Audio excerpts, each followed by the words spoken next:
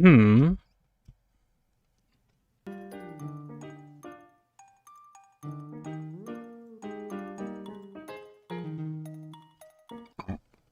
Okay. I think I've finally got it working.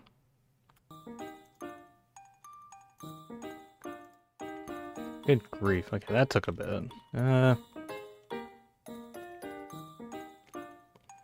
Stream is on. It's taking me a bit to actually make sure I get everything like perfectly up and running, but it is at least open.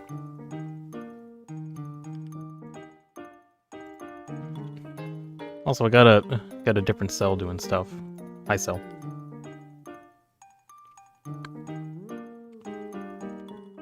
Julio Casio is here? I don't know how to sorry. I don't know how to properly announce your name. Is it Sil? It is pronounced Sil, it's just I mistakenly called her Cell for too long. I'm trying to get the newsletter site on my other screen.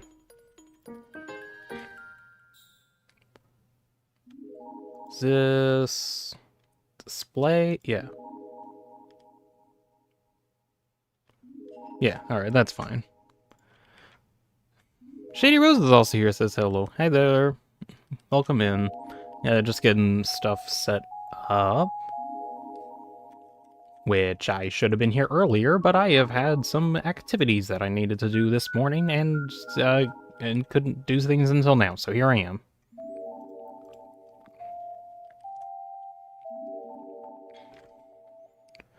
Let's see.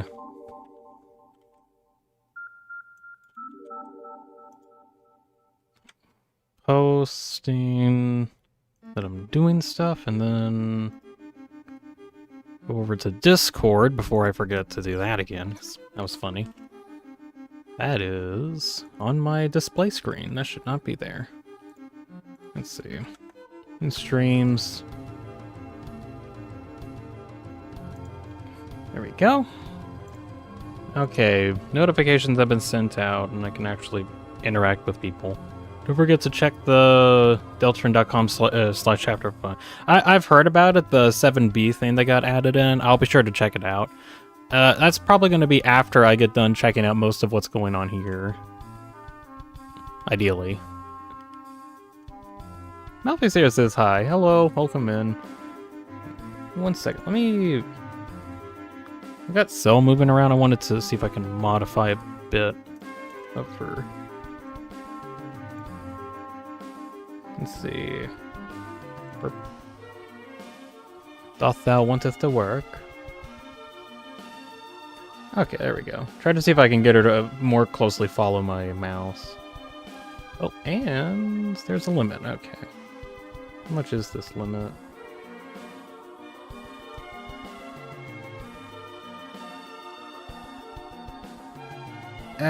She just kind of phases out of there, doesn't she? That's funny.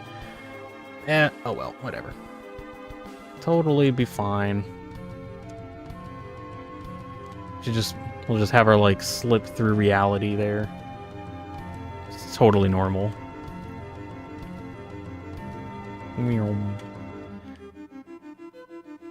Terraria Calamity mod's dead? How is it dead? How can you even, like, have a mod that's dead that's already been out for a while? Okay.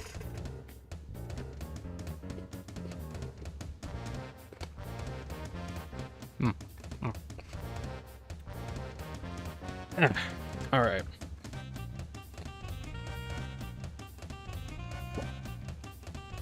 Let's see. Funny Guy's also here. Says, will you check out the Chapter 5 thingy too? I will be able to. I know about it. There's a lot that I don't really know about what's in the newsletter. I know it's like a lot of concept art and just some other stuff to be ready for what's coming up. But I wanted to kind of wait until today to really, like, look over what's been going on.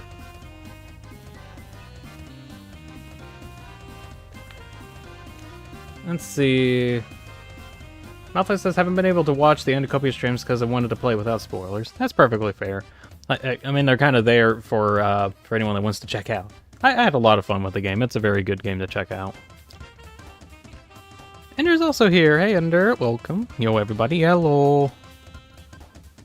Also, how is the Terrarium, or the Terraria Calamity mod, dead? Because that's the first I'm hearing of it.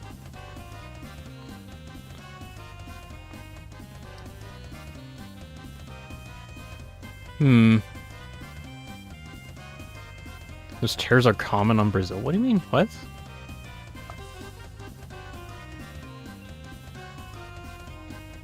Something about chairs in Brazil. I don't know what's going on. Oops.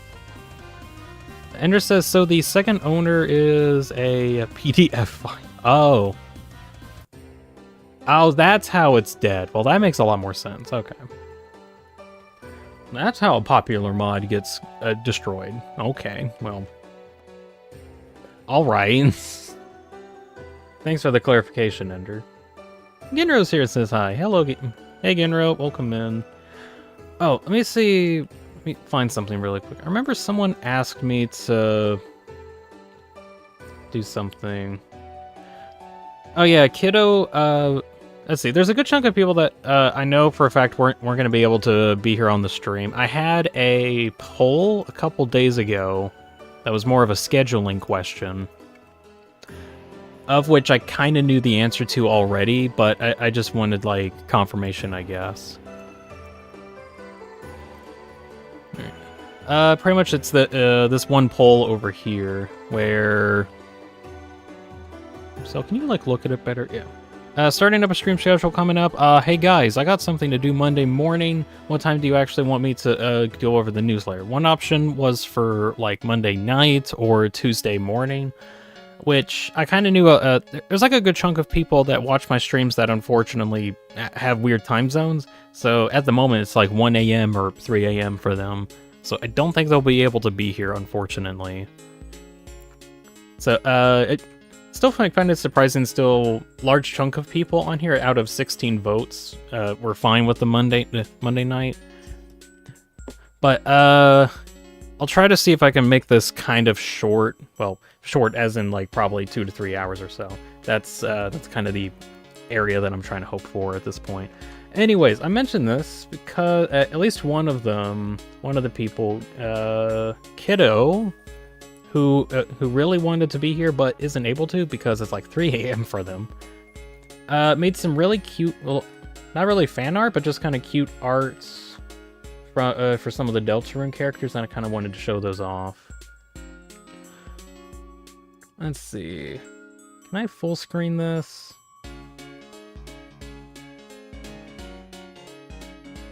Not really. Of course it doesn't want me to full screen it. Is that gonna hide? Oh well, whatever.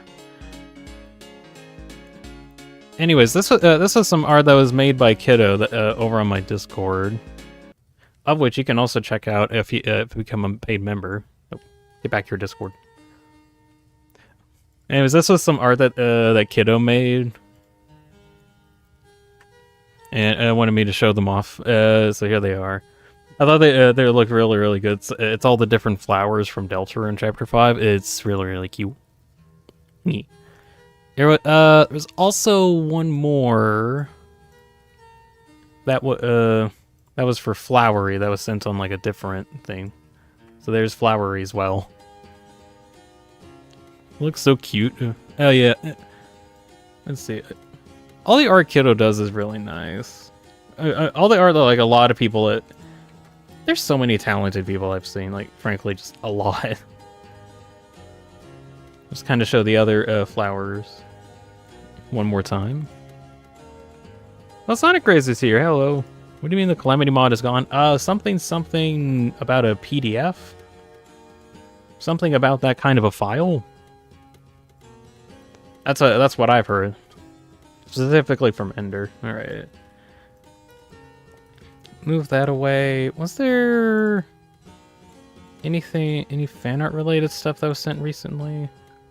Not recently. Was there anything else I forgot to mention from that? I'm not sure. I'll get yelled at by somebody at some point.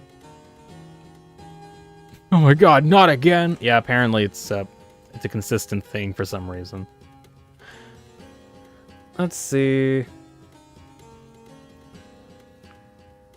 Just catching up on what you guys are saying. Not much else new stuff. Okay. Alright, starting off. Today was kind of different, or in terms of like when I started, and that's actually because this might be a little scary, guys. Prepare for the scary. I'm starting school again. What? I'm starting the school thing again. Yeah, I'm going to be going to school soon. Ideally, looking into like being an electrician is kind of something I'm looking for at the moment. Oh no, why? Well, it's mainly because YouTube doesn't really pay the bills, or enough of the bills to be paid. Whatever. Anyway, school? Good thing to get, yeah. I'm sure it'll be fine, but this does, of course, mean that it will notably affect my streaming schedule going forward. Let's see. Funny enough, most of the... I just got done, like, getting all the scheduling lined out. So, basically, problem is, I'm probably going to have to completely shift my streaming schedule while I'm having the school stuff, which will probably last for a couple years, so... I'll still need to think about it, because, again, I just got this done, like, literally today. But, school? Yeah, I'm starting up school again. I'm probably gonna need to redo my streaming schedule. I still do want to see if I have time for streaming, but it's just going to be a lot more limited than it did before. Didn't know you were going back to school. That's because I just now mentioned it. This is pretty much just me announcing, like, I'm going to school, guys! So, I'm not going to get away from streaming, per se, but it'll probably be a bit more limited. It'll probably be in the afternoon, kind of like what this time is right now. Might be what everything's going to be like in the future. Not 100% certain yet. I might be able to do stuff earlier than that, maybe? Not sure, kind of depends, really. So I might actually end up skipping next week just so I can make sure that I have I get all my scheduling stuff lined out. Let's see. Means I'll be on time for every stream then. Yeah. Basically, going to school soon. This is going to last, or it's going to be kind of a permanent change, which means that my streaming schedule will be changed at some point. Instead of like the 11 a.m. EDT that I normally did, it's going to be notably different. I won't have solid details until probably after my first week of school. I'll need to like try some stuff out. I might cut back a little bit off of doing. I don't know. I'm not sure. Still trying to figure that out. But whenever I do come up with an actual streaming schedule, I'll be sure to mention it. Also as a blog post and, stuff like that. And suddenly, I have 24 viewers. What? How'd that happen? I was at, like, 12 for several minutes, and then it just shot up to 24. How'd that happen? What? Anyways, hello, everybody. I'm just saying that my streaming schedule's changed. Oh, Lexus asked, like, what am I getting into? It is electric technology. I'm learning how electricity works and how to make it go from one place to another. Ideally, that's kind of what it is. Kind of, not really. Well, I'm gonna learn how to actually do it. Now, I've done like some electric stuff before, but now I'm actually gonna try to see if I can get school in there. It's 4 a.m. Streams might miss if he says in there. Oh, that's unfortunate. I'll see what I can do on my streaming schedule just to kind of keep it close-ish. Not sure. I'll probably know for sure in like a week or two what I'll be doing. Hey, look, Rudy is pointing, just like how the roaring knight is pointing. It's the roar. It's Rudy is the knight. I kind of doubt that. What the heck? Okay, my YouTube thing said that there was like 24 people watching for a solid 10 seconds, and now it's back to 10. What? That's confusing. Yeah.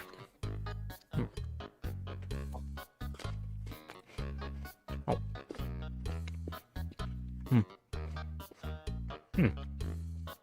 That's crunchy water. Alright. No, it's Des. Trust us, Ginro. But if it's Des... I don't actually know if it's Des or not. I'm kind of the thought that the Roaring Knight is, like, something like Des, but isn't exactly. Like, not really sure how to talk about it. Is there anything else I want to talk about? Oh, kind of as a reminder, let me see if I can pull this up.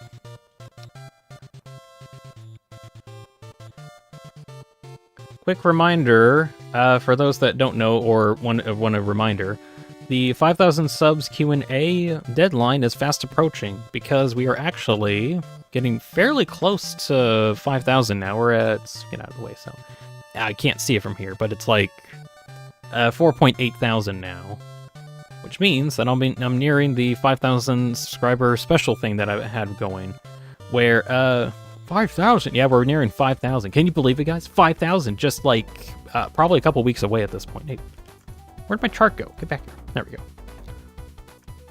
So this is coming up. If you have any questions that you want answers to, you can go over to the post. You can find it kind of a little below from my blog post. I already got a good chunk of questions here, but when did I say that the deadline actually was? I forgot if I actually set like a cutoff point, but it might be when I get to about like 4,900 is when I'm doing the cutoff point, so I can start working on a video for this. So I guess this is like a week or two before you know, I get the 5,000 subs thing. I feel like at this rate, it might be like one more month before then. Not sure. Other stuff. This week I do have plans on stuff that I'm going to be streaming. Of course, there's today. We got the 7 p.m. EDT reading the newsletter. That's something that we're doing. Tomorrow, we're going to get started on Yumaniki. That is at the normal 11 a.m. EDT time. I'm not sure if I'm going to be able to do a part, or if I'm going to get it done in a single stream, so I'm probably doing a part 2 with it. Not entirely sure. There is one more game at the very bottom, Outcore. I got recommended this probably, like, literal months ago. And then I thought, well, actually, I have, like, enough time that I can probably check it out at this point. So, I'm gonna check this one. I know it's a lesser-known game, but it's pretty much like a little desktop adventure. You have, a little companion, kind of like how Cell is just kind of walking around. But, they actually, like, hop around and do stuff on your desktop, and then you have puzzles to solve. I don't think I ever heard of it. It's a bit of an underground game. I only really knew about it because somebody on my stream mentioned it. I could not tell you who. I forgot who. But this was a game that was on my radar for a while, and I just wanted an excuse to play it. And this week, I'm trying. I think I can finish Outcore in a single stream because this one's like a short 3 to 4 hour one. So I think I can finish that up in one sitting. Yumaniki. Super old game that's been out for like ever. Precursor to a lot of weird, creepy games. So haven't actually played that yet, and I wanted to check that out. Kind of a short week too, so fitting in the short stuff. Anyways, that's kind of the schedule for the rest of this week. I do not have plans currently on what I'm going to be doing next week. Might just do some chill out streams where I work on some avatars or play some Satisfactory, something like that. So, that's kind of that info for now. Any questions? Just kind of double checking chat just to make sure. 5,000. Yep, nearing that. Sands theme is playing in the back. Sands of the night. I do think Sans is very suspicious, though. Obviously not the night, but I do think Sans is suspicious. I mean, just like in general.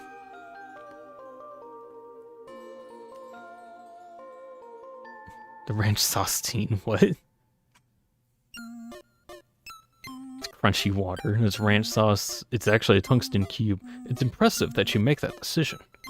The world depends on it.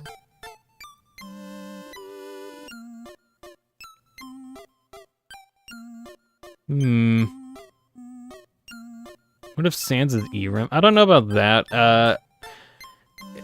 I don't know. Sans is suspicious. That's all I know about Sans. He's sus. Oh, I forgot to put this up.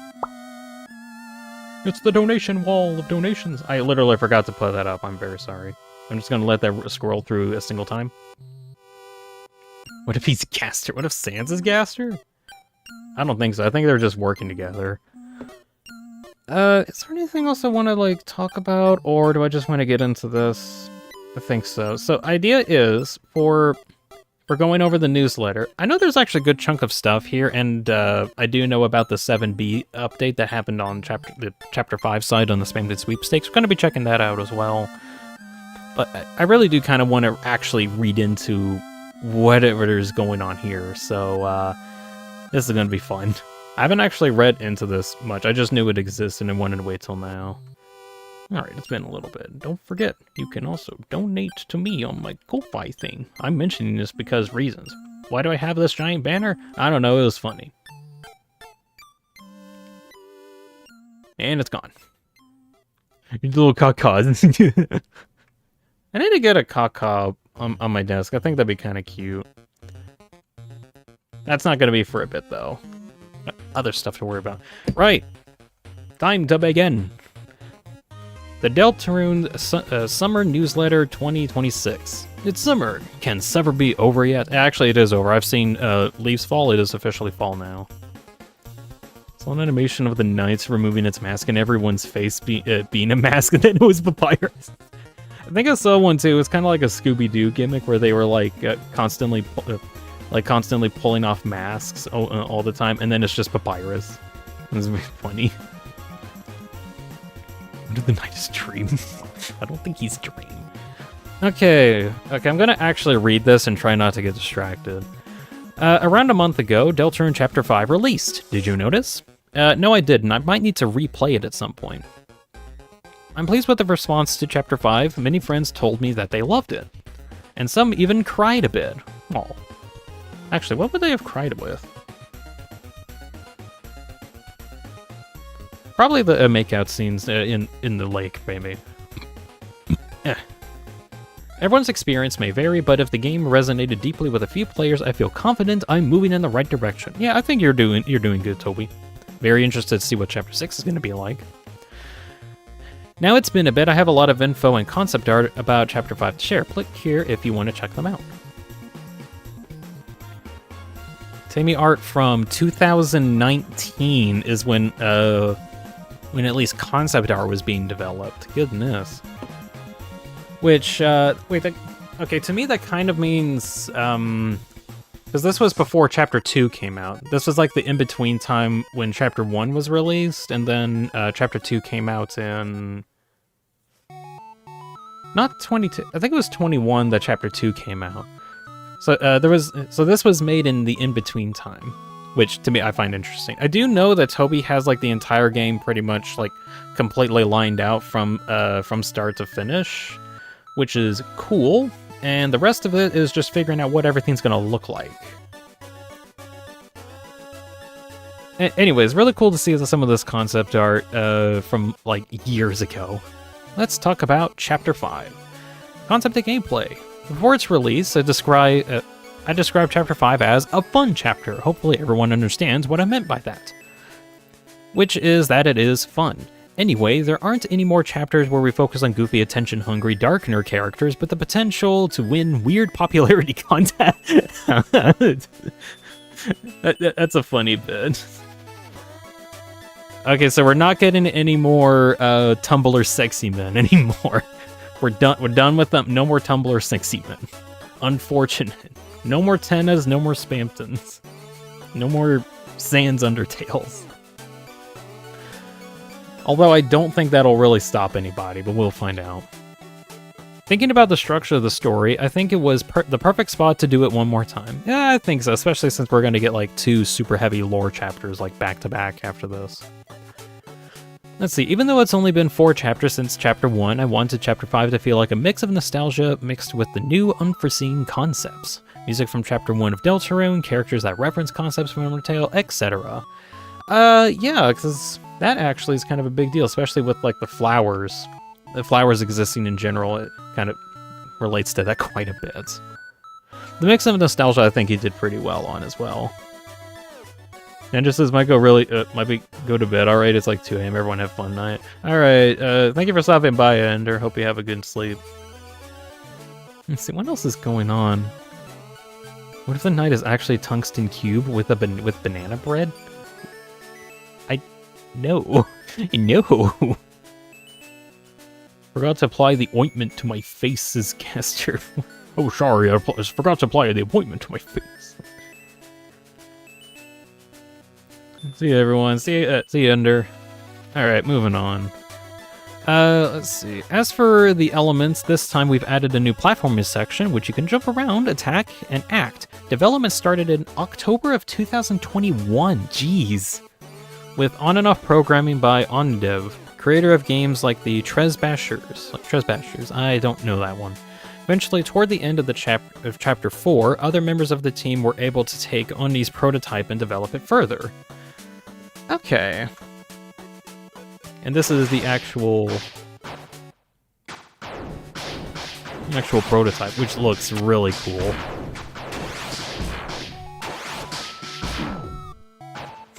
I love the temporary enemies, they look so cool.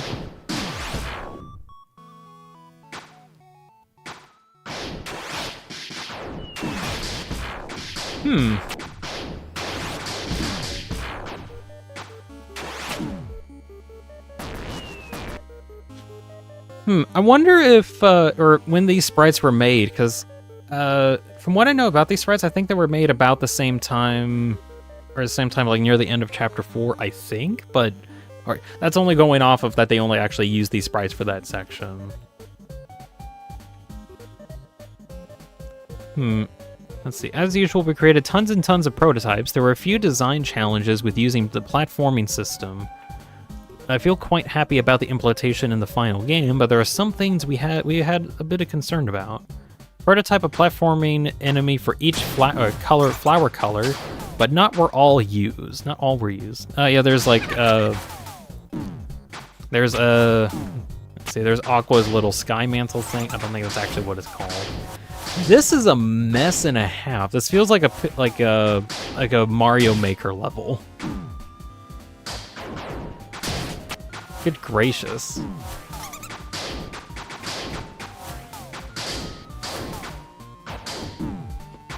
It looks interesting if they were able to develop it further, but I don't know how much fun I'd actually have with that. I do see it being like a really good way to test it all out.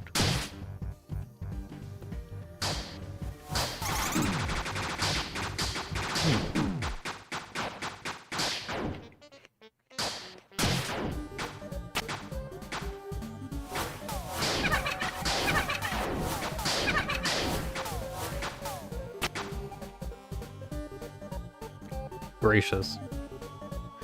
Actually, on the idea of, like, if the sprites were used, I wonder if they updated some of these old prototypes just with, like, some of the new sprite stuff. Or were the sprites made a long time ago? Not sure. Definitely Mario Maker, yeah. Let's see, this is an RPG game with a focus on character interactions. If the game turns completely into an action platformer, it carries the risk of making the player feel like, why am I playing a knockoff of Hollow Knight? Instead of feeling like that they're actually playing Deltarune. Yeah, I got Hollow Knight vibes from that. I feel like they did a good job mixing in like the platforming sections and still like allowed it to feel like Deltarune. It was definitely really, really fun. In order to inject some unique character-based elements into the gameplay, the platforming act system was developed in October of 2024. Really?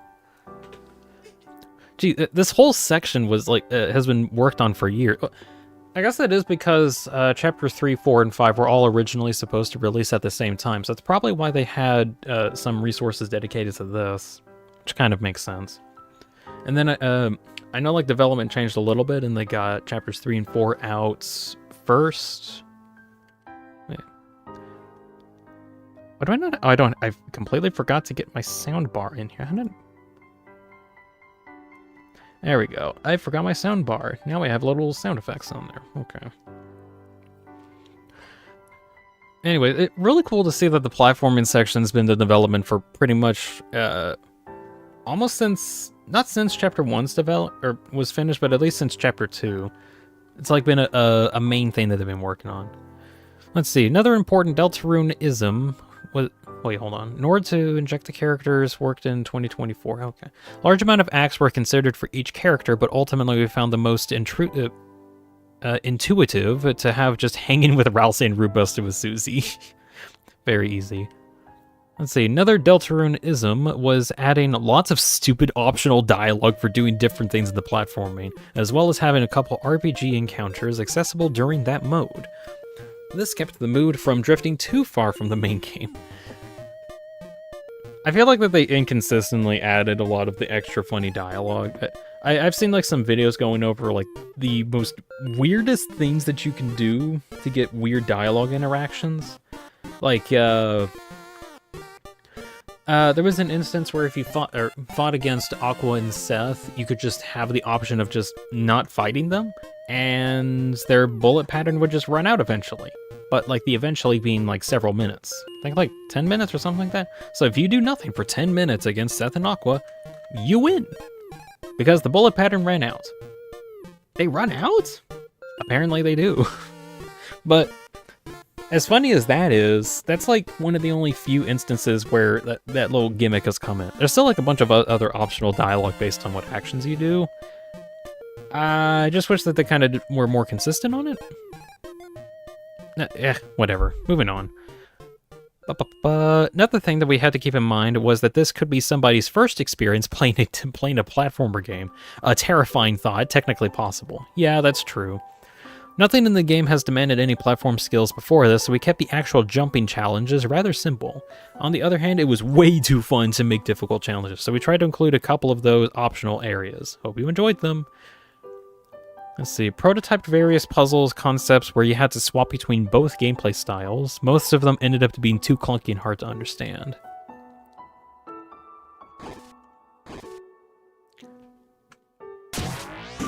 Oh gosh.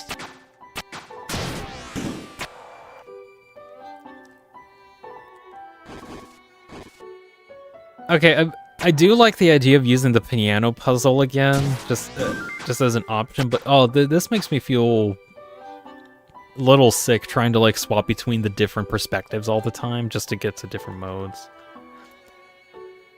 Oh, Enemy is here, says hi. Hello, welcome in. Going over a bunch of the, or all of the newsletter that's coming out. Started a few minutes ago, still like near the top of the concept section. Let's see, besides the platforming, another general challenge is writing a chapter that introduces 8 different characters to the main story without destroying the pacing. However, putting aside how good an idea that was in the first place, I feel like I managed to pull it off fairly well, showing off all of the individual qualities of the different flowers without dragging the story down. Among my friends, everybody had a different favorite flower, and every flower was someone's favorite. So that's all I can hope for. I honestly do feel like... Aborted reroute sound effect. I don't know why they had the aborted reroute sound effect for swapping this. Might have just been a placeholder. Funny. Anyways, welcome in, Galactus. Reading off a bunch of this newsletter stuff. Haven't actually read it yet. We're on the concept art stuff. Really like reading on the inside of what's been going on. Let's see. Honestly, my thoughts on a lot of the flowers. I feel like Toby did a excellent job actually getting all the flowers introduced into the game. He gave them all like their unique character moments. Made them really unique, pretty much. Let's see, my personal favorites. I like Seth and Yellow the most. Probably Aqua and Green next. Everyone else I just don't particularly mind. I just like how Seth interacts with a bunch of the different characters.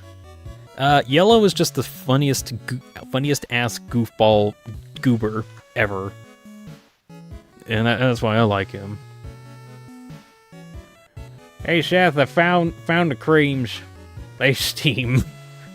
You microwave the ice cream. Where's the ice cream? I don't know. Have you checked the microwave? Let's see. This is some art from 2020. Green's the best for me. Green's the fun. Oh, something. This is completely unrelated, but I just remembered this because I saw this on Reddit. And I am simply spreading the word about this bit of information. Let me see if I can find it. That is not where I want you to be. It was this morning. Come on. There it is. Speaking of green, there is a there's a website. It is called thegreentennaproject.com. Let's see if I can... Let's see if I can, like, type that in here. This is the website. This right here. This whole site itself allows you to put anything you want into a green sign generator, and then you can also download it. Also, you can like swap the different directions too. That's something. And of course, you go over there. So now, burp. Now I just downloaded the photo and put it on, overlaid on the OBS. So you can use this. I'm only here saying that this is a thing that exists, and you should check it out because it's kind of funny.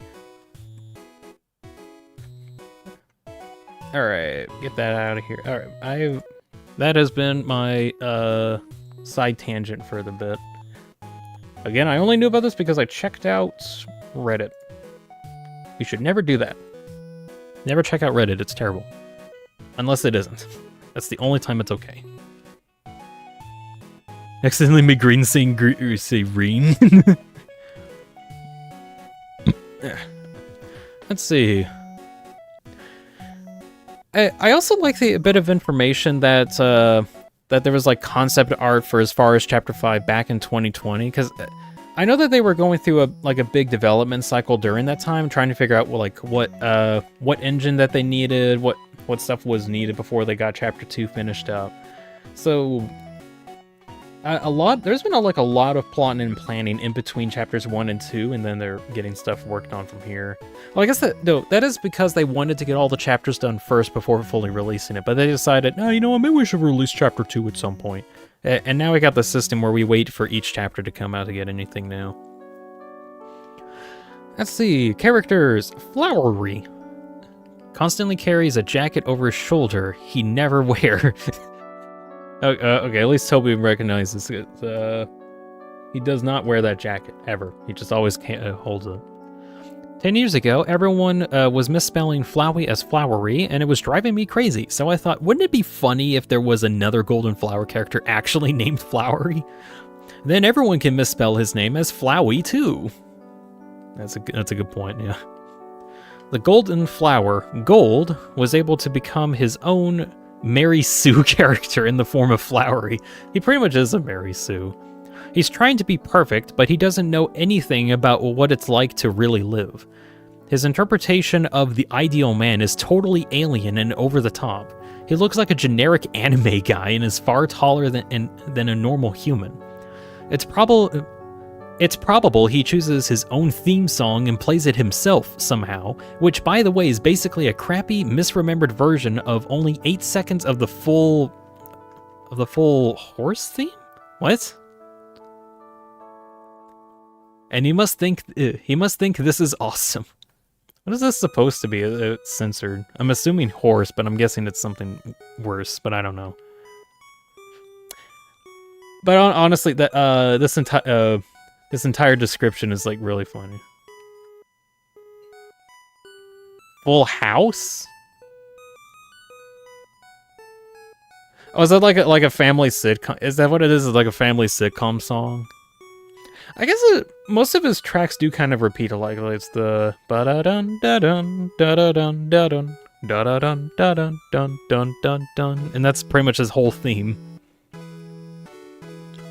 Yeah, I'm cool, right? I'm so cool. Look at me. I'm sick. AF. I'm the coolest. He is not the coolest. Let's see, you can think of the other flower characters a similar fashion. Their designs may be strange, but that's because they had to decide who they wanted to be for themselves. I wonder what inspired each of their dreams.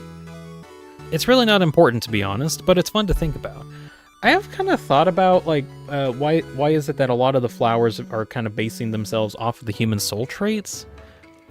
But I don't know if it's, like, coincidence that it was the human soul traits that they somewhat patterned off of, or was it like different concepts that they've embodied, and it just so happened to be that they were the human soul traits. Because I don't think they're supposed to be human, but they're supposed to be like their own variation of human or something like that, or what they perceive as human. Hopefully none of this comes across as new information. I'm simply pointing out what was in the game. Yeah, think so. By the way, here's some concept art. Click on X. Oh gosh, we're on X now. Participate as the director, key animator, and animation character designer, and original artist for the animation part within Chapter 5 of the game Deltarune, which recently began streaming. Thank you everyone for on the production team. Hope you all enjoyed it. There's some cool concept art for the anime character. The one and only.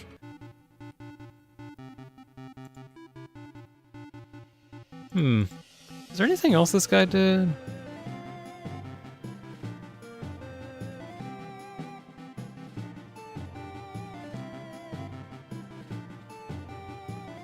Looks like manga anime related. Let's see. Includes assistant director and even... What? Assistant director in Evangelion 3+1 Thrice Upon Time. Director of Evangelion 3, about 48 hours. Character design and chief animation director on GGG no Kitten Mystery of Kito's Birth. I know at least Evangelion. Let's see. Storyboard on Mobile Suit Gundam. Director of Evangelion completely new series. Currently serializing Even If It Dawns. That's sick. They somehow got director of Evangelion to animate that. What kind of connections does this Toby have? Jeez. Oh, it's me. It's you. It's me. Let me, that is not the right thing. Where? Oh, did I? Oh, shoot. One sec.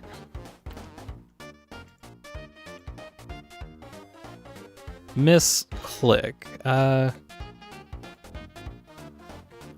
One moment, folks. I accidentally just, like, deleted my page. Full body reveal. Bro, what do you think of as a full body reveal? It's literally me. Alright, we'll scroll back down, get back to right here. Let's see. Has a different appearance in different situations. I like when the characters have an inconsistent design like this, especially for a character like him. Maybe the inconsistency is his fault? When does he show up, like, inconsistently? I know, like, there's different objects that have his face. Whatever. Here's some concept art of the other flags. I always think it's really funny looking at, like, the super high quality concept art. Like, here's the area art made by these people, and then there's the MS Paint concept art that Toby does. I mean, like, you get the idea across really, really well. It's just kind of funny.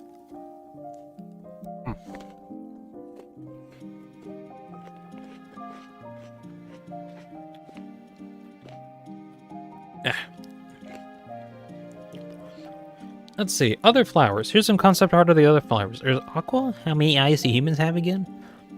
I really like how the concept art for Aqua is, like, pretty much one-to-one transitioned into the game. Except for the claws on her hands. It looks like that's a unique concept art thing, because I don't think she ever uses claws. Unless it more turned into the knives that she produces. Flowers on the back of the body on the dress. Wait, hold on, does Aqua actually have, does Aqua actually have a flower on the back of her dress? I'm trying to find the sprite, 1 second. No, she doesn't. At least on this one, she doesn't have it on the back of her. How many eyes do humans have again?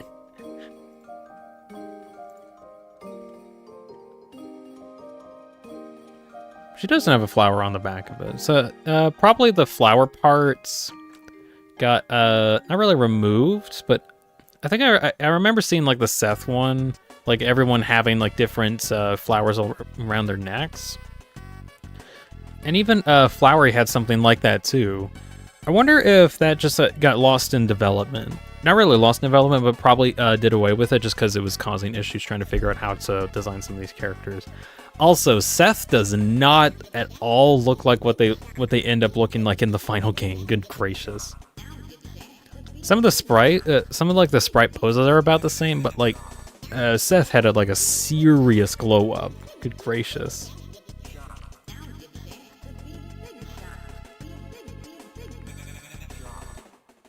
Let's see.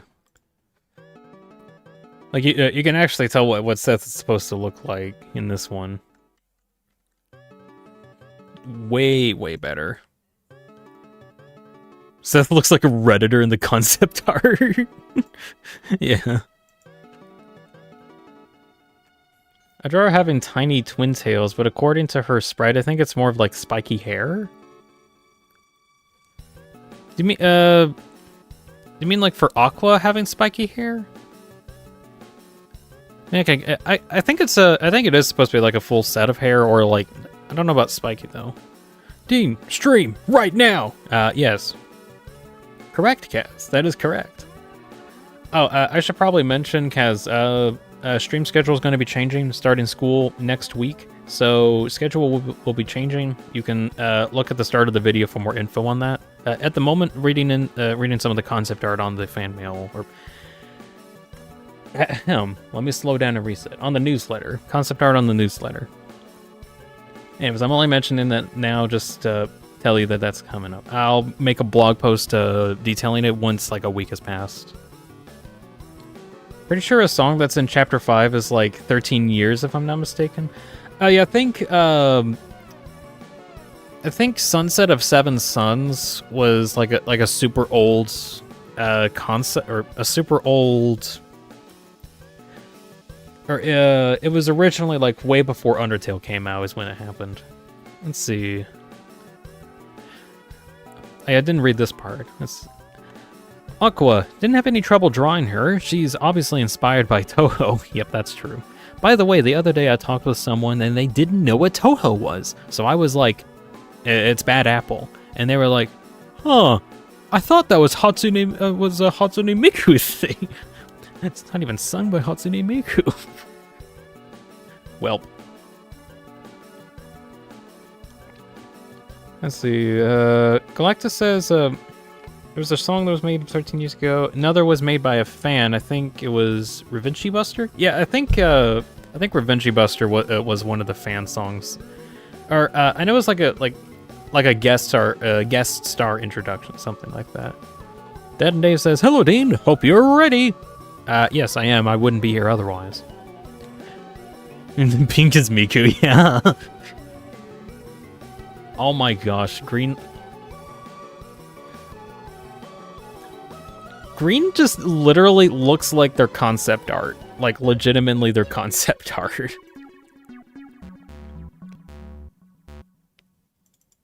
Let's see, let me pull out Green.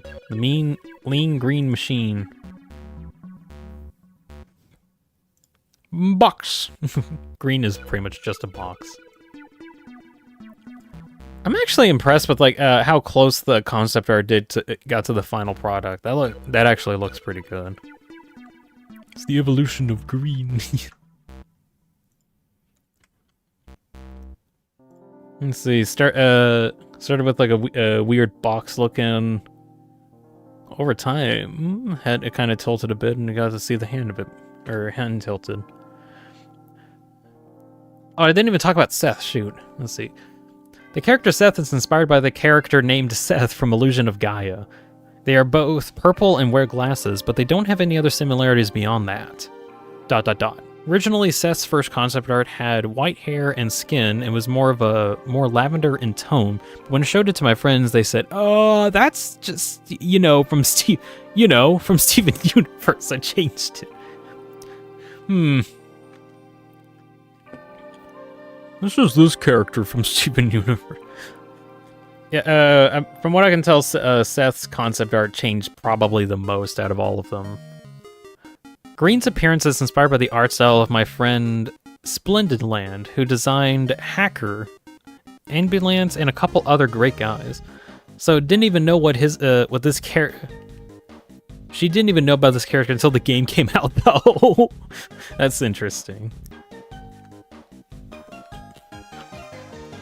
Maybe it was Rikuchi. Was their username? I forgot. I think it was. Hold on. Let me see if I can find it.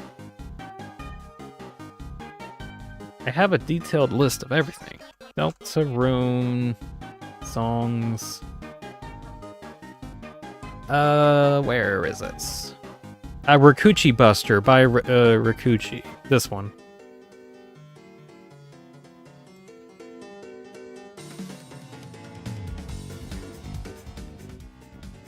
I think that that was probably it.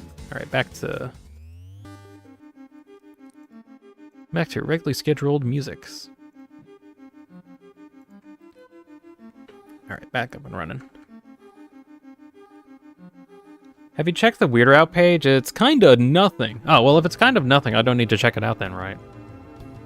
No, I'm gonna check it out. I know about it. I kind of wanted to wait till now to actually properly look into it. Same with like everything else. Orange! Kind of the same deal. Orange looks pretty much the same. Goodness. Hard to express the joy of her expression is just a small sprite. Look at her. Look at her.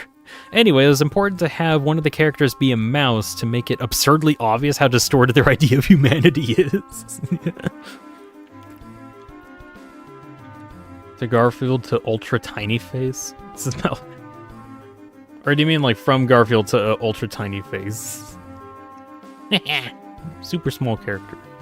Gloves look like balloons. I can kind of see it, yeah. Yellow had a beard?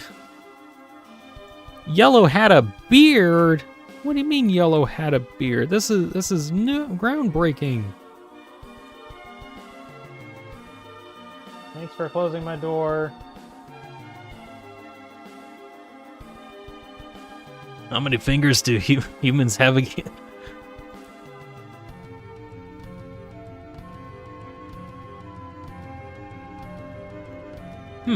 Okay, I just like looking at that. That's actually cool. And then there's this seems to be like a more finalized version of what he wanted Yellow to be.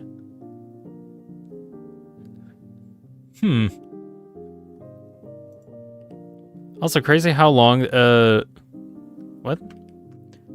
Friend inside me was planned from day one. Crazy how long, this has been in development for. Let's see, Yellow had, I'll respond to that in a moment. Yellow had 2 designs. In the earlier one from October 2020, or 2016, he had more of a beard. Or, I think that's a typo. He had more of a beard. I think it's different. Oh, Eop is here and says, "Remember me?" Yeah, I remember you from the Satisfactory streams. I think maybe. Yeah, I remember you coming on here. 10 years. Well, so yeah, there's a lot of typos. So Toby wrote it. No offense. Let's see. He had more of a beard and was a cool, collected guy. Then I redrew him later in January 2016. This was Let's see, this was actually like a bit after Undertale came out. So he really wanted to get yellow here, so he got redesigned in 2020 after Chapter 1 came out. He takes a bit of inspiration from Woody from Toy Story, foreshadowed a bit in Chapter 3 with some bath curtains. Oh yeah, the cowboy bath curtains. I think it was kind of the full extent of the initial cowboy foreshadowing that I've done in my life. Yeah, sure, Toby, the friend inside me bit. Yeah, sure. How many legs do humans have again? Let's see, blue. It's blue. I was like, oh, the tutu's supposed to be a flower. I didn't even notice that. In the game, he has a different hairstyle during his face sprite. I thought it would be fun to provide multiple possibilities for what he looks like. Not much to say about blue. Okay. Xander's here. Oh, I am upset. I am so upset. Like, I'm never again playing modded Terraria again. Why am I the last one to get this information? People notified me, like, near earlier. Something, 2,000-page document, PDF files, something about that. Anyways, Calamity's dead. That's the summary. Other enemy designs? Exclamation mark? Question mark? Had 2 guest artists on this chapter to design enemies. There's Nelnan? I don't know how to pronounce that. They actually designed 4 enemies for this chapter. The Shinobeetle, the Terracotta, Pot Archer, and the Mantis Dancer. Ultimately, only 2 of them were actually used. In Chapter 5, anyway. What do you mean in Chapter 5, anyway? Do you mean some of them are going to come back? Or... I know the Mantis and the Potholder didn't, let's see, the actual Pot Archer guy and the Mantis Dancer didn't end up being actual characters. 7,000 pigeons eat this man. Yeah, Kick Fight's here. Check it out. I'm in the house like carpet. You are in the house like carpet, which we have, definitely. Always dreamt of making a fan animation inspired by On Calamity. No, frowny face. Well, should have done it a month ago, maybe. I don't know. I'm gonna go to sleep soon, says Yelp. Did my midnight exercise and I'm getting sleepy. Alright. I will mention I'm probably gonna have like a stream schedule change. I'll be talking about that. Starting school again. I'll have a blog post talking about it. You can also check out like the beginning of the stream for more info if you want to know more about that. Okay, I'm gonna read into this and just focus on this for a little bit. Hitoshi Ariga? I don't know. Japanese artist most well known for drawing the manga Rockman Mega Mix and designing a number of Pokemon, including the recently beloved Sneasler, Fluttermane, and Orapon. However, did you know that he also drew the character sprites of many classic games, including Illusion of Gaia? Small world. Okay, now I know why he's able to get so many connections. It's just a small world that he's in. Anyway, who drew a bit of a fox character and then made some modification, and then I made some modifications and added it for the game. Oh yeah, the little fox person. The Netski, I think that's what it was called. And it's a Calamity mod and rewrite a completely original series. I don't care anymore. Alright. By the way, he and his family are immensely awesome and kind people. Oh gosh, he had a Smash Bros. Hangout session, maybe? Guest musicians? Many people helped out with the music this time, also. The Garden of Hopes and Dreams by Carol... Good grief. Carlos Inen? Inen, I don't know. Hard to believe that this guy was a kid when he first made Undertale... When he made his first Undertale jazz album. I'm super glad to be able to feature him in the game. He was a kid when Undertale came out. Good gracious! Uncle Dean, do you play Call of Duty at some point? What's your fave? Never play Call of Duty. Ever. Nope, I don't like Call of Duty. Rakuchi Buster by Rakuchi originally featured his music in an early trailer for Deltarune, but as long as we were featuring a fancy version of Fields of Hope and Dreams, I wanted to make it the battle theme fancy as well. That makes sense. Itty Mimi Magic by Camilla. For this song, I arranged a demo of the first 12 seconds. Since that, alongside a few seconds of me playing the piano and singing, also provided a text description for each part. Camilla did the actual work beyond that, lol. Anyway, the chiptune demo I gave him was original. Gave him? Isn't it? Whatever. Just the first 8 seconds of this plus the melody, but I added some more just to make it. Alright.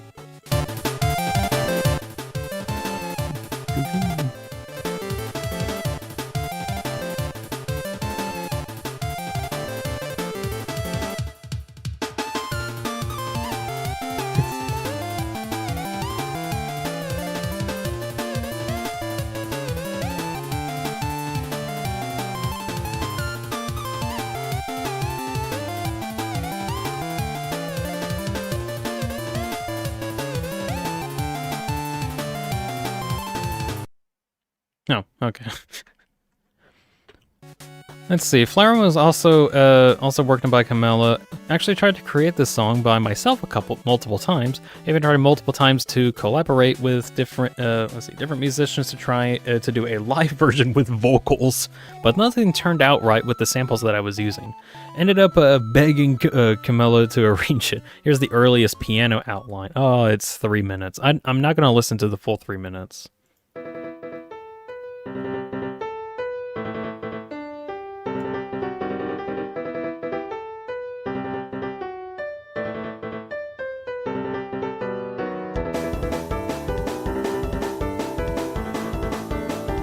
I'm getting Gerson vibes, probably because of the same melody.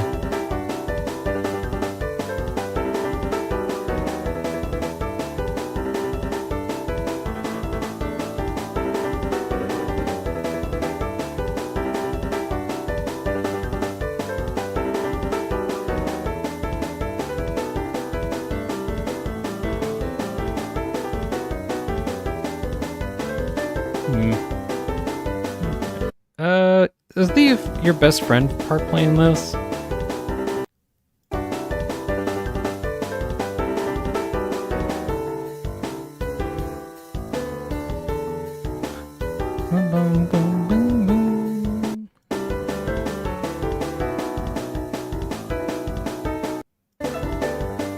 I forgot when exactly that part plays, that your best friend plays you.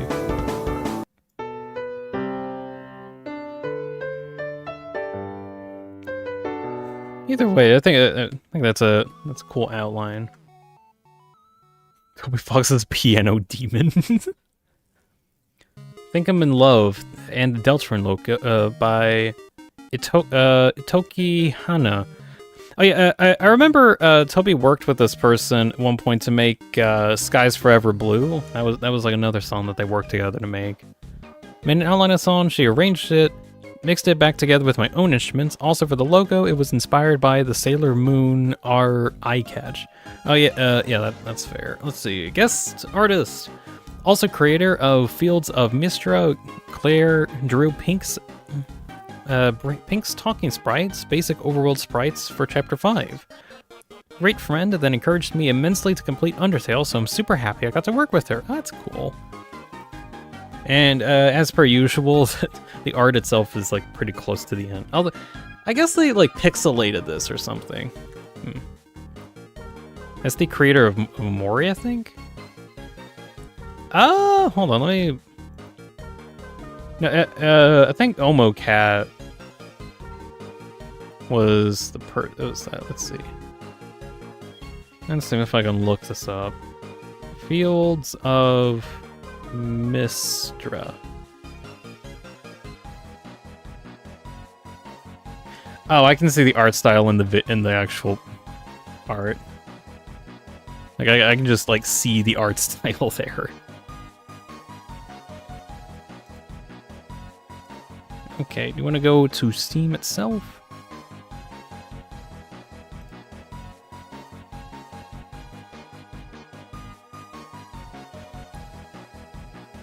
Fields of Mystery. What is this?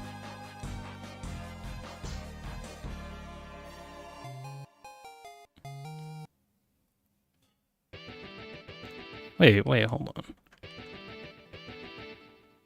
Excuse me, this came out like this year in August. Like 5 days ago. What?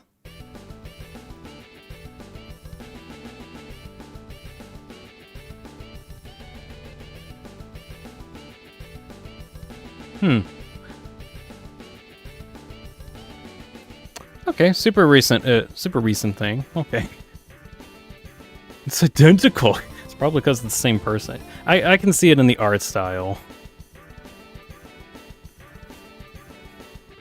Concept art from Matt Cummings. Why are you not going to explain this at all? Are you just going to leave it here, Toby? Okay. Let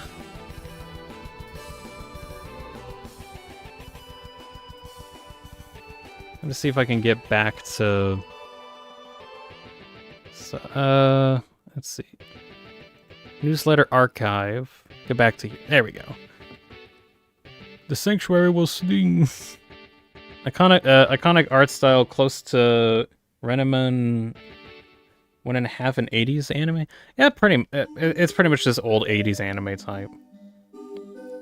Started release on Steam days ago.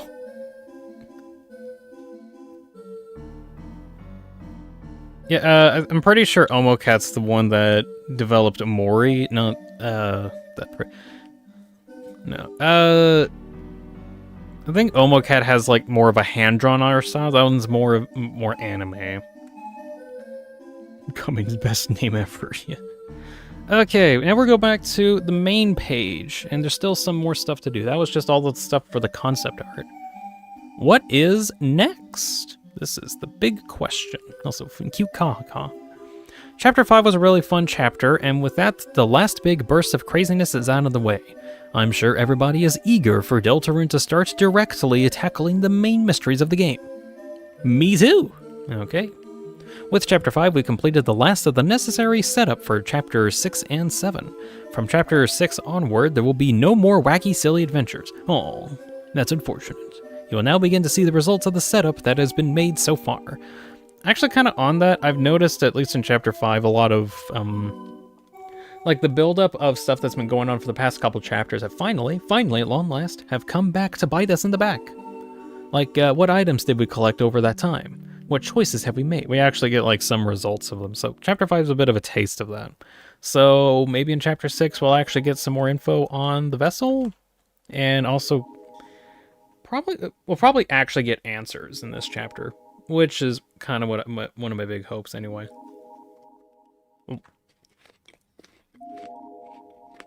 You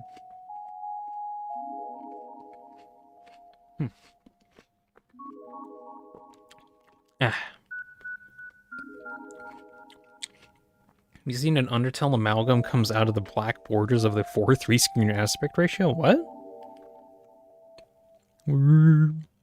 We're still going. Whoa. Chapter 6 is a shorter, straightforward chapter that focuses on one aspect of the story. Because of that, many things are still not touched on there. In fact, it may surprise you what was missing. But, let's see, but one thing will be clarified, whether you're ready or not. What do you mean by if we're ready or not for what will be clarified? Like, what would this be, like the knight's identity?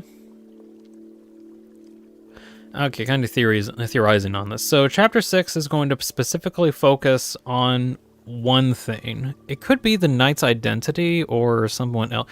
There's not going to be anything Weird Route related because the Weird Route got skipped all the way to Chapter 7 now.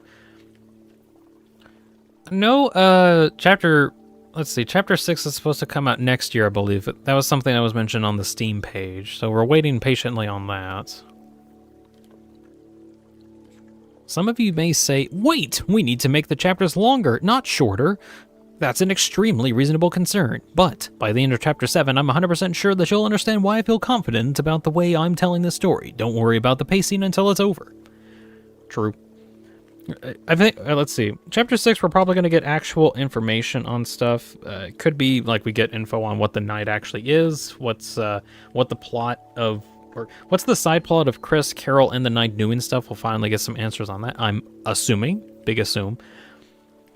Other than that, I don't know what other bits that like have a main story that focuses on. I guess like what the terrible tragedy is that Asgore keeps talking about, and what seems to be the root cause of a lot of issues within Hometown.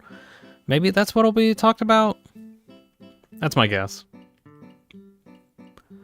I believe we'll be able to release Chapter 6 in 2027. Yep, okay, we got confirmation there. Chapter 6 will be released by itself, in case there's any questions on that. Yeah, makes sense. And then we'll wait very patiently for Chapter 7 to come out. Actually, how long would Chapter 7 take? I'm going to assume that they're going to need like all the time that they need in order to wrap up everything, so it might take maybe 2 years for Chapter 7 to finally come out. Maybe even 3, I don't know. I still feel I kind of joked about this years ago, but I kind of think... excuse me. I kind of think Chapter 7 is probably going to come out around the time of 2030. If not earlier. 2030, I think, is like the dead limit. 15 years in the making. Behold, Undertale. Zeus, your son has returned, and I bring the destruction of Olympus. No, you don't. Smite. You smite the... Wapow. Smite. Let's see, moving on. Recently finished writing a few more sequences towards the last third of Chapter 6, and rearranging the rooms to fit the new structure. Once we make these adjustments and tie everything together, we'll be able to play rough draft. Okay. It should be a rough draft, but whatever. Of the chapter from beginning to end, barring any major reconstruction. Main things that will continue to need development time are the bosses of the chapter and polishing the cutscenes. Random thing. I have heard of an idea that maybe Chapter 6 might come out like next year, or even this year, like near the very end, if they're able to get stuff done in time. I don't think that's a good idea. I think they should really take their time on it. If they think they need until next year to get it done, that's fine. And besides, even if they do get it done like this year, doesn't really matter. We're going to have to wait several months for everything to get released correctly anyway, so it's fine. It kind of makes pacing fair, too. Speculation theories? Okay. Personally, really don't read or watch the theories. That's good. Don't do that, Toby. That's because I already know what the game is. Yeah, I wonder what you go... I wonder what the story is. It's like I made it or something. Pretty sure it was already confirmed. It was already confirmed that Chapter 6 was going to release next year. Yeah, it's been confirmed for like months now. On the Steam page specifically, they mentioned it was going to come out next year. Have you played any FPS except Ultra Kill and Doom's game? Says Kaz.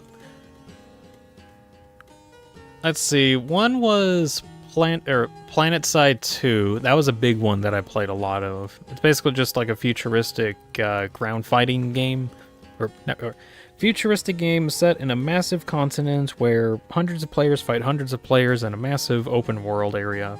Really cool game. Super duper old though. It's getting a bit dated. I check on it every now and again, and it just seems like it's like barely holding on. Really cool experience though. Other than that, not much else. Chris Dreamers with many Z's is here. That's up. Hello. We're looking into the speculation and theories, of which I will also continue reading right now.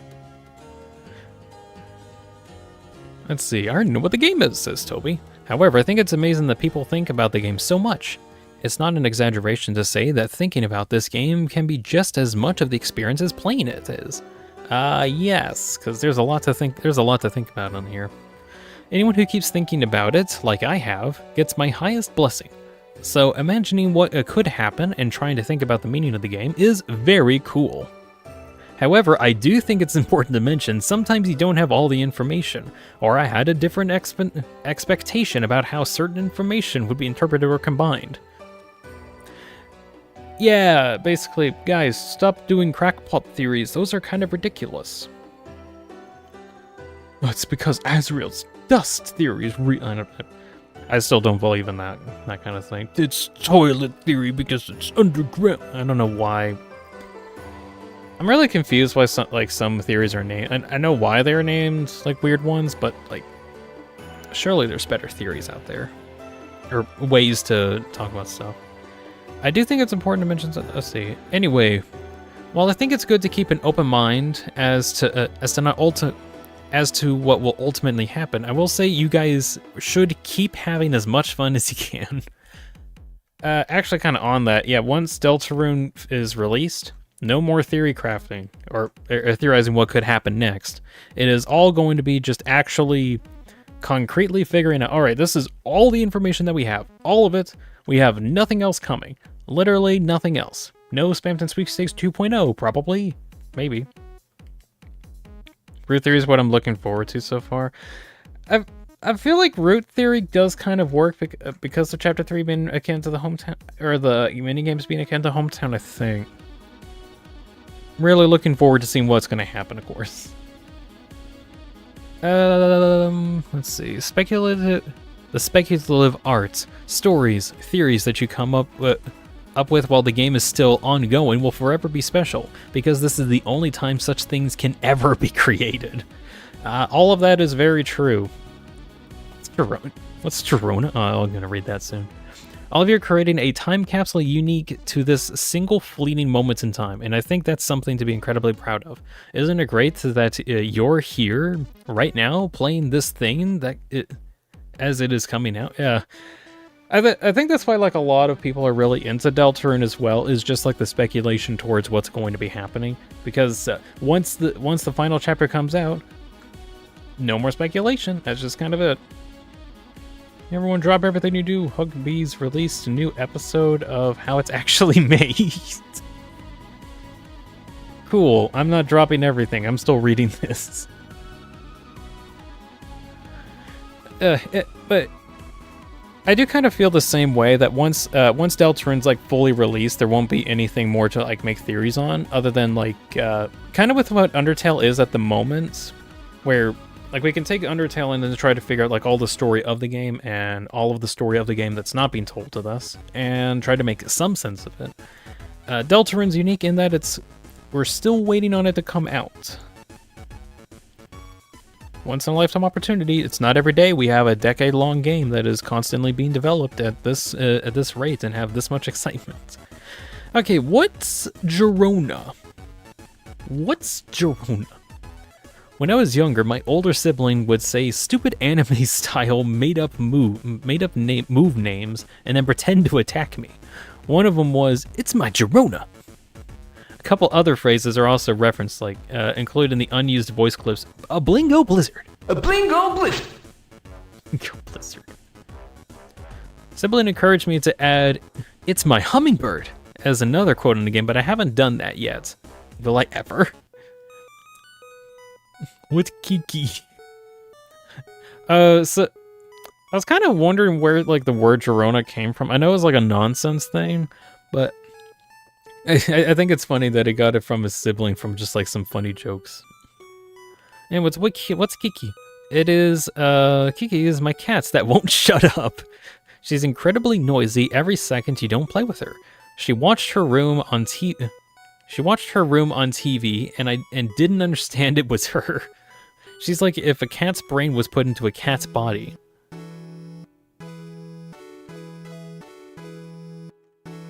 Don't actually get that one. Oh well. The song in the room is called,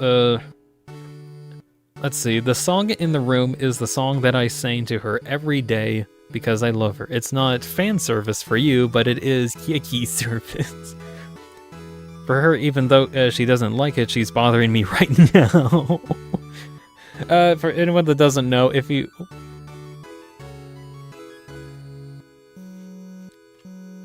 put your mouse like over the photo, she starts attacking it. That's cute. For anyone that doesn't know, if you go to like the Michael room in Chapter 5 and at least get into it, there's like a hidden door that you can access behind it that it kind of camouflaged into the surrounding, but you can kind of tell it's like a fake door. You can go into it and you can find a room about Kiki. It is literally just a little cat running around collecting toys and then getting fat by not collecting toys. So you have to keep generating more of them, and then you can generate like hundreds of the things. I forgot like what Toby's like full explanation was, but I think he has it on his Blue Sky somewhere. Merch! There's merch! Merch, everybody! Buy stuff! I mean, you can if you want to. Fangamer released new merchandise for Chapter 5. More items are planned, as well as some items for previous chapters too, like a Queen plush or something. By the way, I told Fangamer not to expect to make too much merchandise for Chapter 6 and 7. To me, that kind of entails that 6 and 7 are going to take place mainly in the light world, or at the very least, there's not going to be any more new characters to come out. That's kind of what that means to me, because I know Toby doesn't want to make light world characters become merchandise. That's just like a thing that he wants to make sure doesn't happen. Just in case you somehow didn't see, Spanton Sweepstakes got a weird rad update. Believe me, I've been told about it already. I've kind of seen it too. I wanted to wait until after I get this done to get my full thoughts on it, but I do know it exists. Let's see, is there anything else? I desire and enjoy the corn. Happy summer and enjoy the corn. Thank you, Toby, for the corn. This doesn't even look like corn, but thanks for the corn. Alright, so that is the whole newsletter. Actually going over a bunch of the concept art, thoughts and theories, thoughts on what's going to be going on for 6 and 7. Really cool, a really good newsletter. Now for whatever the heck is going on elsewhere. Let's see, Deltarune newsletter. Let's see, can you look through my search history and find this thing? There we go. It's the thank you area. Now we just go to Chapter 5. So, on this room, there was this bit of information where you can, you got an itsy bitsy tiny 1. You can kind of see way over on the far end. There's an itsy bitsy tiny 1. Then there's a big old 2. A big old 3. Actually, I'm kind of confused on the big old 3 now that I think about it, because I think 4, or let's see, 3 is... Oh, wait, okay, thinking about it, so this whole area is supposed to be connected to the weird route, because if you click on number 2, you get that sound effect, which is the sound effect that plays whenever you're going to go fight Birdley on the weird route. On 3, there is a 3 here, but it's invisible unless you click on it or do something. The sound effect that plays here is what what John Mantle makes whenever they're like running away. On number 4, this is the thank you site. There's like a little something here. I think it's hard to see, but you can click on it. There's like a little red square, and then there's all of this here, which apparently is supposed to spell out thank you. But if you click on them correctly, because they're like orientated with the keyboard, but you can click on those. And you get weird sounds. There's E, or some that are marked as E, and a couple that are marked as M.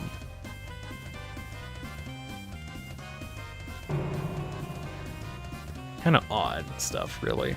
Oh, Robert's here, says so. Hey, Robert, welcome. I just got done looking over all of the stuff on the newsletter, and I'm looking at the stuff that happened on the Weird Rap page. Anyway, I'm just kind of going over stuff. If you get this in such a way, I think it sends you to thank you. Yeah, this site, which was a part of an ARG thing that you can contact Toby directly for some stuff. That's this whole thing. I don't want to go over that. What we're here for is something a bit more scary, of which I'll also mention on number 5.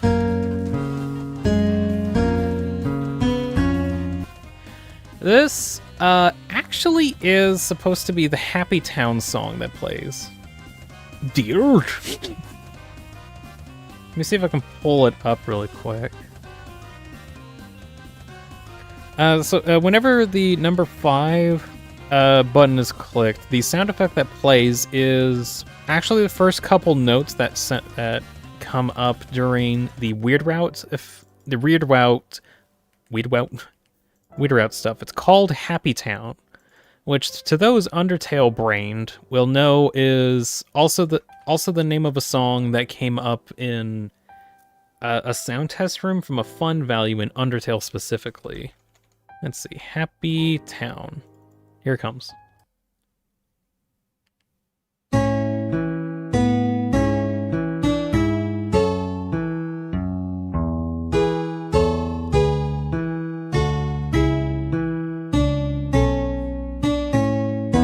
So there's that.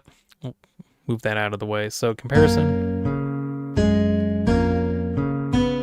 It's kind of like a slowed down version of it.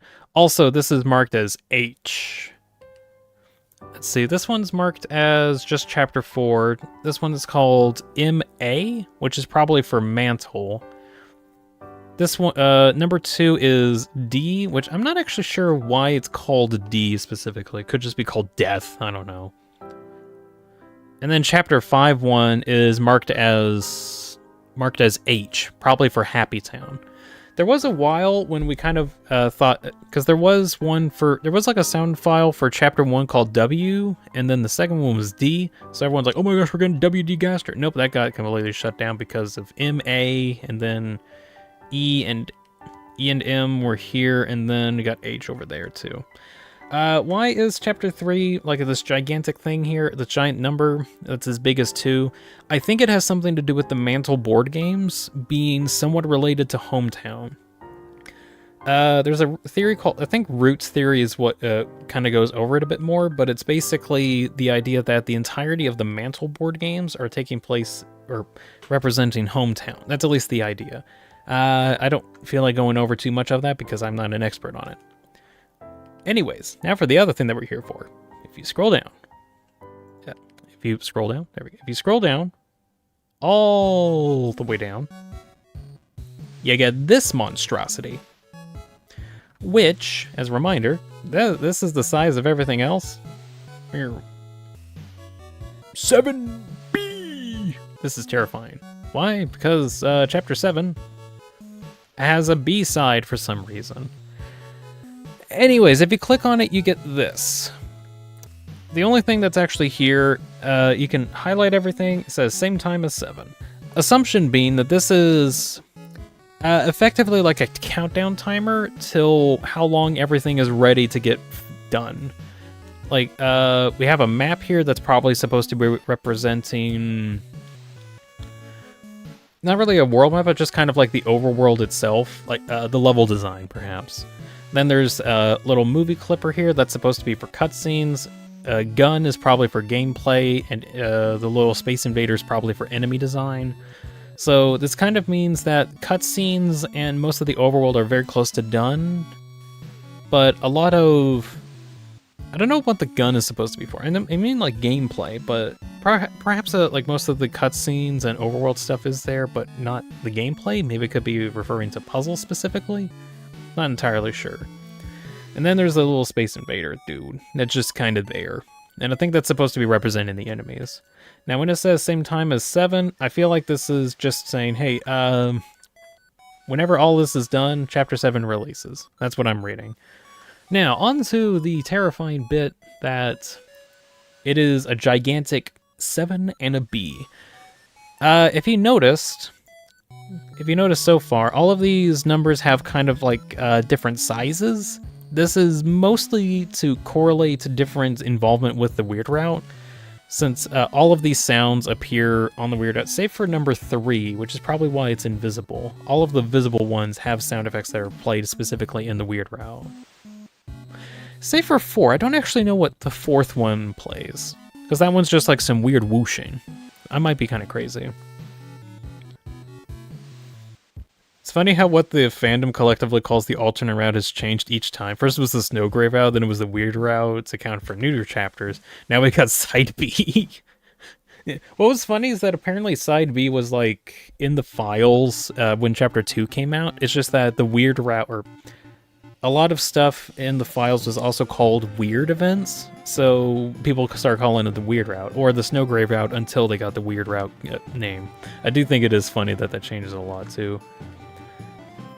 Let's see, Side B is actually a very hard parkour section of the remix of the main theme of Chapter 7. It would be really fun if we had to do parkour stuff in there. Chapter 1, we thought it was just the Geno route. No, it doesn't even matter. We're not... It's a recruitment route, non-recruitment route, and then we have the weird routes. Let's see, what options do we have so far?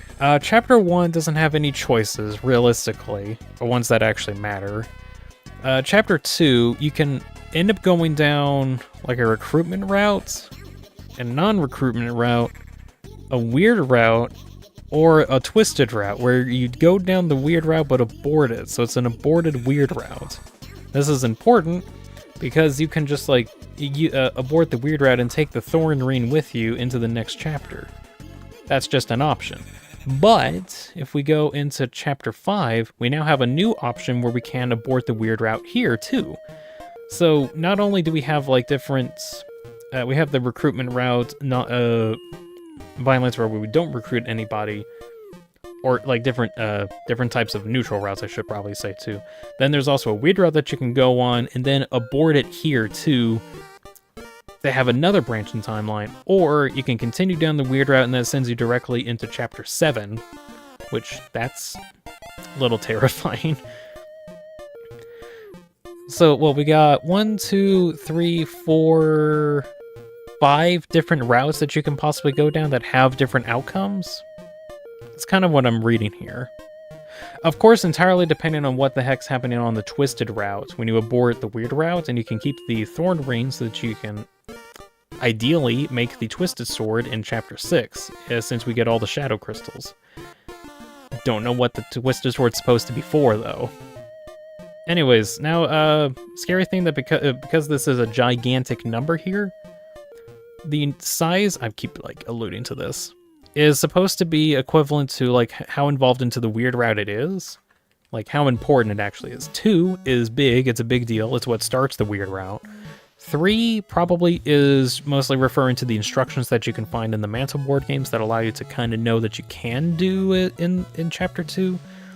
4, you pretty much have, like, no options, or I guess you have an option to abort it here, but you don't get, like, any alternate routes if you abort it. That we know of, as of now.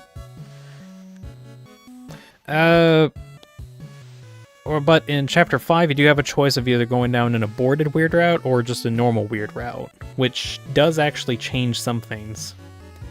To our knowledge, because when you abort the route, it doesn't, like,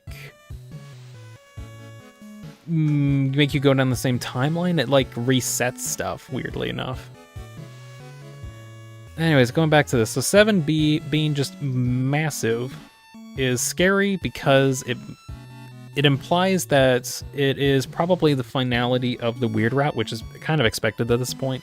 Size of it mean that it's like a big deal. It's big. It's a big deal is what I'm trying to get at. Let's see, going back on here. By the way, Dean, have you heard of the Terraria Calamity Monster? Yep, I've been told many times already. I've already been told a lot about that already, because...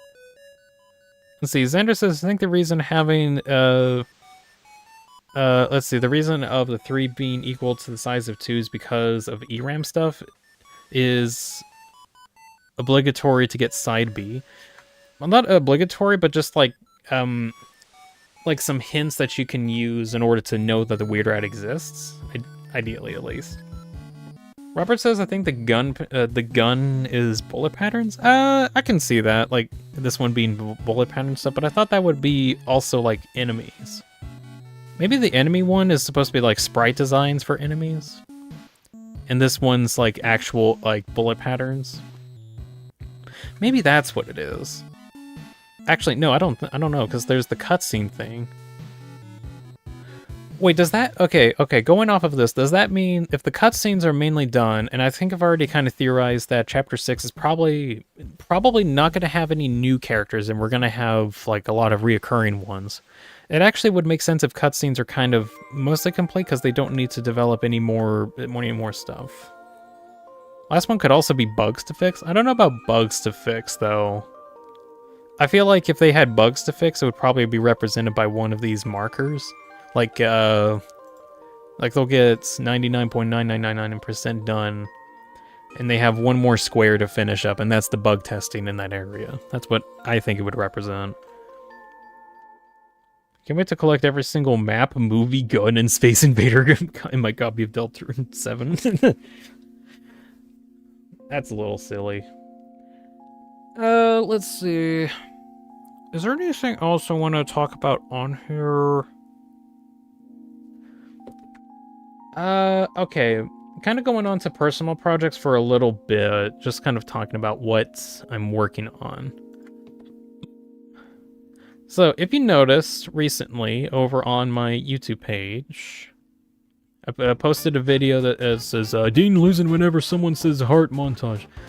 This was actually based off of a project that I've been working on to try and get a hacking bingo card talked about. Where I had a whole bingo thing set up from Chapter 5, and I got it done, and I wanted to make a video about it. That video ended up being like hecking 2 hours long. It was ridiculous.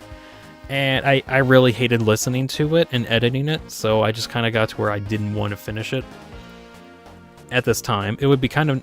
But that being said, there's still some interesting information that I do want to talk about that I still want to put into a video. Where did I get the final version? Where is it? I skipped it, didn't I? Where are you? Where's the final...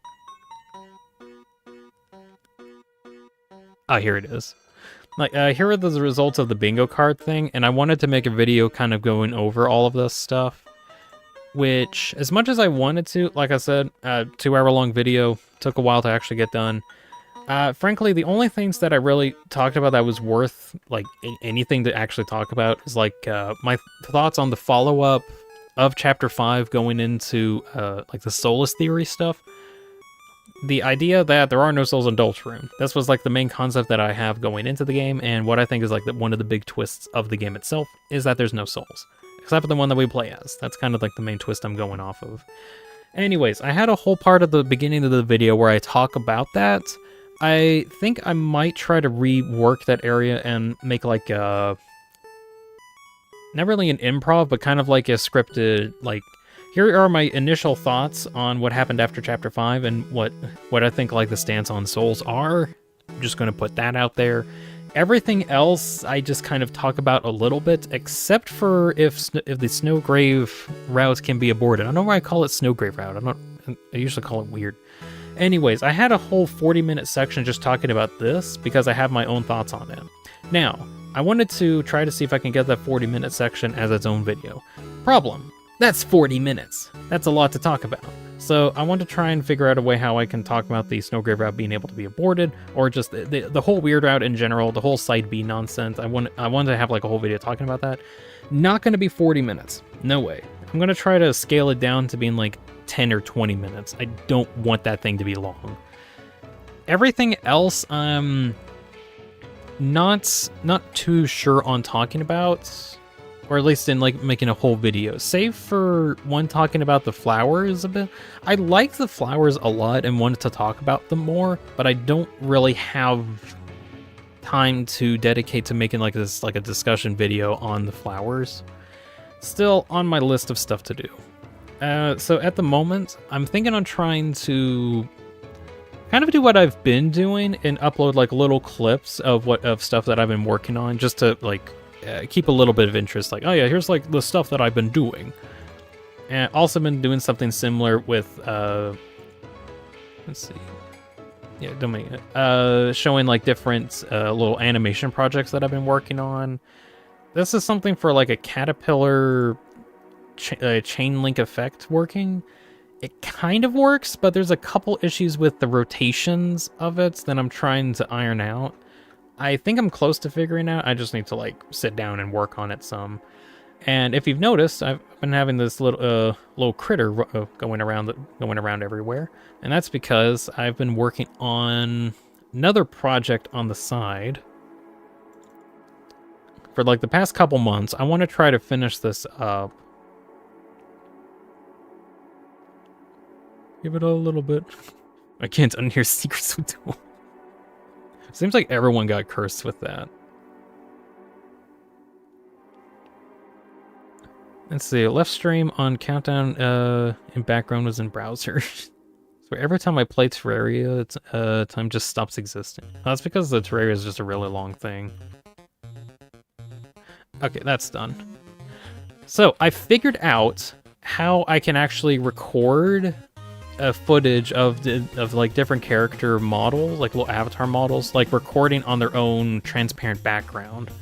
It took a bit of finessing, but I have figured out how I can actually record in OBS, like the characters themselves, and have them, let's see, have them like on their own little layer that I can interact with. So using this, I've been making like using this little character model as an example. Been recording that and puppeteering it, doing stuff in here.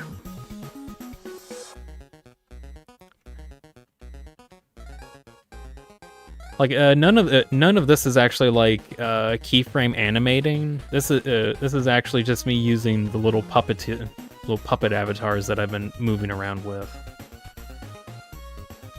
Are you frozen? Excuse me, are you frozen? Are you frozen too? Oh, there we go. Because there's so many photos and it's also a transparent background, I don't think my editing software likes rendering it too much. But anyways, this is something that I've been working on for the past couple weeks, just at least trying to get it functional. I'm hoping to actually finish this project, project to have like a bunch of the Picayune Dreams bosses voiced and animated. I want this done by the end of August. I'm going to try to push myself to get it done, because this has been a big project that's taken a couple months to finish up. What even is it? It basically, for the game Picayune Dreams, the models of which were made by Andy Land, same guy that's made Endocopia, if anyone cares about that.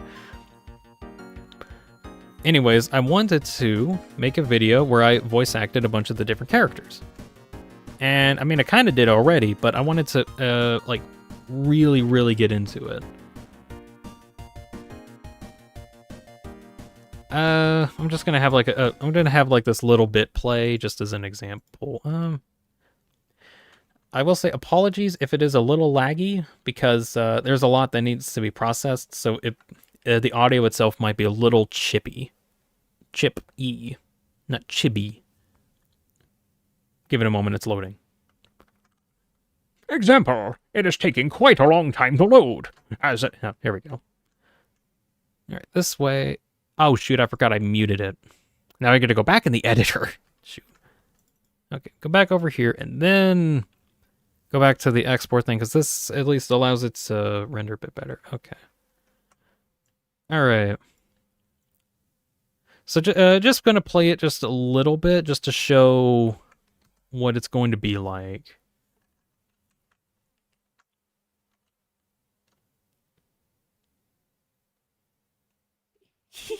I have found you, Cell.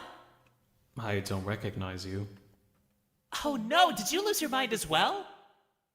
Are you able to clarify? There's no time. We have to find the carrots before they run away. Carrots? Too late, too late! They're angry at you, Cell. You have to repent. You've been corrupted, Rabbit. Leave me be. Cell, we have to try once more, for the kingdom!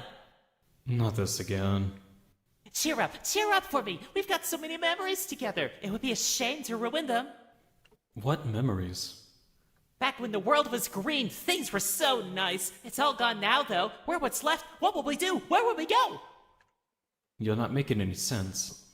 It doesn't matter, Cell. Let me have my fun.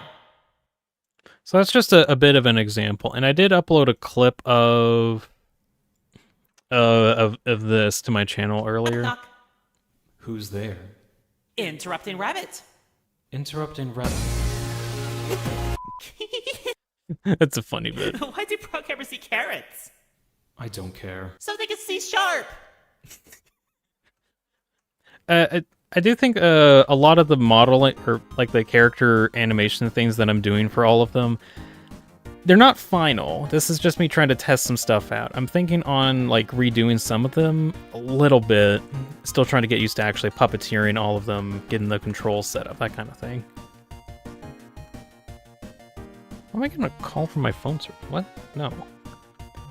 Oh, Quotes here says howdy. Hello, welcome in.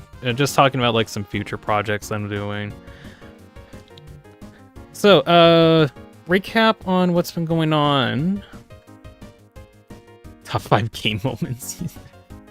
Recap on what's been going on. Been talking about... Can I find...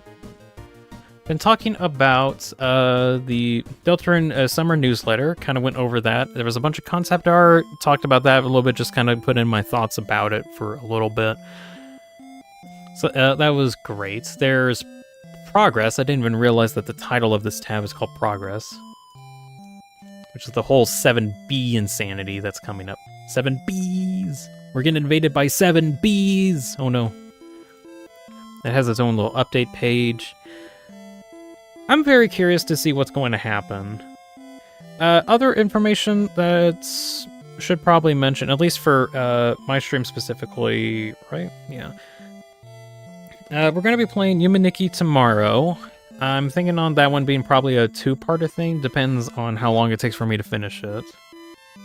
Skinny live says, what? No, just ask them to stop. They legally can't do it unless you have consent. These bees must be massive considering the size of the letters. We can finally be bees. We can finally beat bees. Anyway. Right, so Yumaniki, that's going to be the next couple days. Also got plans to play a game called Outcore. That's going to probably be on Thursday. Yeah, I think I had it on Thursday. Important notes. I'm starting school soon, which means that my schedule will change, definitely. I pretty much only found out about the schedule today, so I'm going to have to probably, like, overthink about what I need to do for that. It will be a bit for me to get that, like, settled. What this means, my streaming schedule will be radically different. Very different, because all of the classes that I take, all morning classes, which is also the same time that I do the stream stuff. So I gotta shift it up a little bit. I'm gonna have to change how I do stuff from a scheduling standpoint.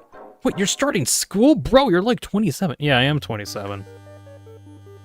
No, I'm actually 26. I'm not 27 yet. But yeah, restarting college stuff specifically because bro, I needed to get a job. I need to get some better education. Entertainment's fun, but it does not pay the bills. Also, line of same time as 7. Oh yeah, the same time as 7 thing. I'm guessing that this kind of talks about like the weird route will be done, or like this is supposed to represent the close chapter 7 is being completed. That's my assumption. But yeah, trying to get into electrical engineering, stuff like that, so I can actually, you know, do stuff with that. I'm still going to try to do some, like, streaming and video-based stuff, but trying to keep it as a hobby. That's what I want to do. So look out for a stream schedule change next week. I'm still trying to figure out if I want to skip next week, just so I can like get my bearings on my school time, because I think once I get 1 week of school out of the way, which is again starting next week, I'll be able to make sure that I know what I'm going to do my streaming schedule for. So I'll probably know by then. It'll probably be like later in the afternoon, kind of like what this time is. Entirely depends on what I'm feeling, though. Let's see. I've talked about some of the projects that I'm working on. I want to make a couple smaller videos, kind of like, not exactly like where is... It's the dog zone. Not exactly like like these ones, like me losing it when I say heart montage. This was a part of a bingo card rant video. I'm gonna try to see if I can get that, or not really this whole thing done. I'm just like taking separate parts of that video idea and trying to spread it out so I can actually get my thoughts out in video format. Let's see, I talked about the Pecan Dreams project that I've been working on. I'm trying to see if I can get that done in August. Other thing that I didn't talk about earlier though, trying to see if I can make a follow-up to the If the Soul Could Speak video that I made some years ago, actually making a full follow-up to this one. I have plans for what I want to do. It's taken a while. I think I have something in mind. Trying to see if I can get it done before the end of October. But for that to actually happen, I need to finish up my Pecan Dreams voice act project, which hoping to, again, to get that done by the end of August. That's kind of what I'm doing. You're wrapping up the stream, says Kaz? It says Dean. Yeah, I'm gonna be wrapping up kind of soon. I'm just trying to get out my thoughts before I leave out. Can you get out my face? Thank you.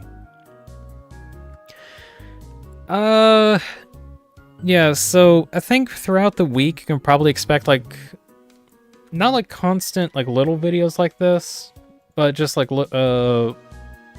small funny videos, not like full mega videos for some time until I get my bearings.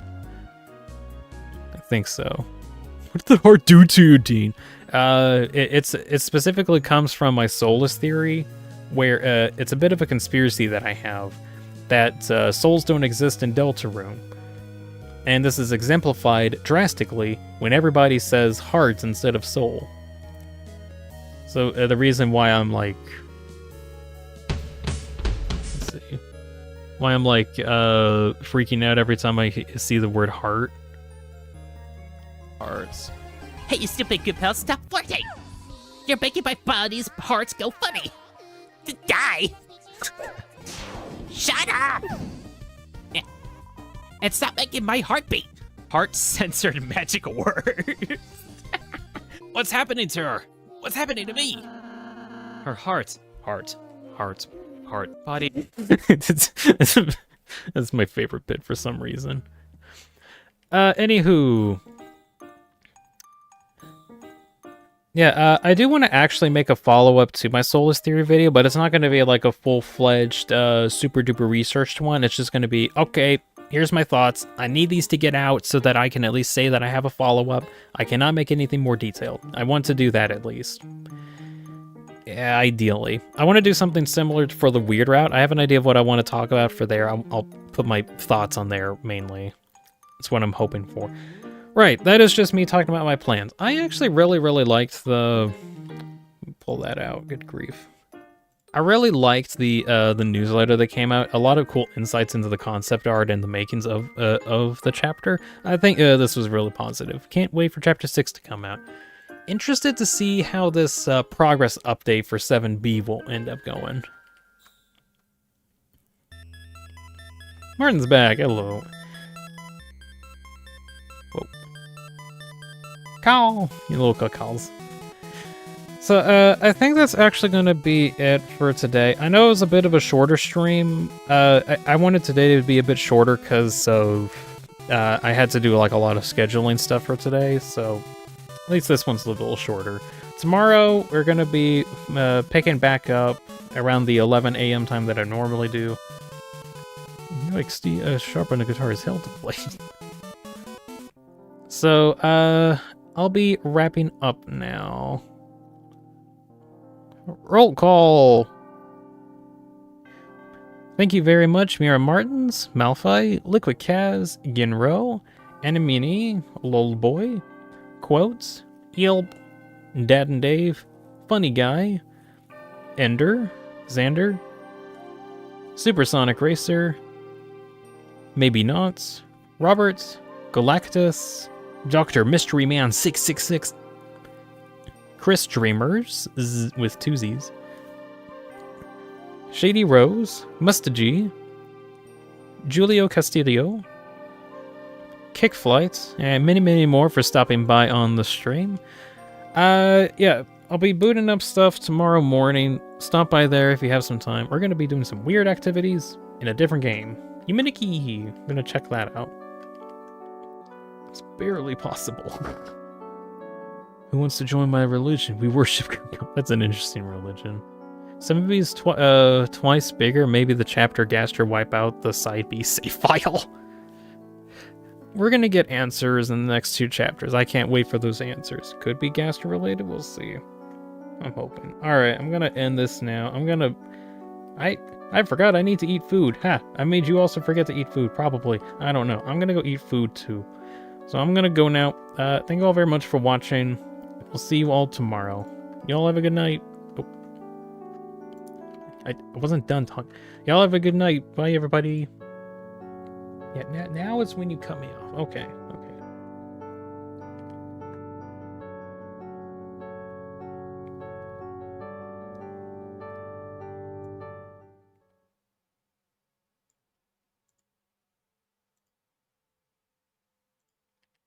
All right.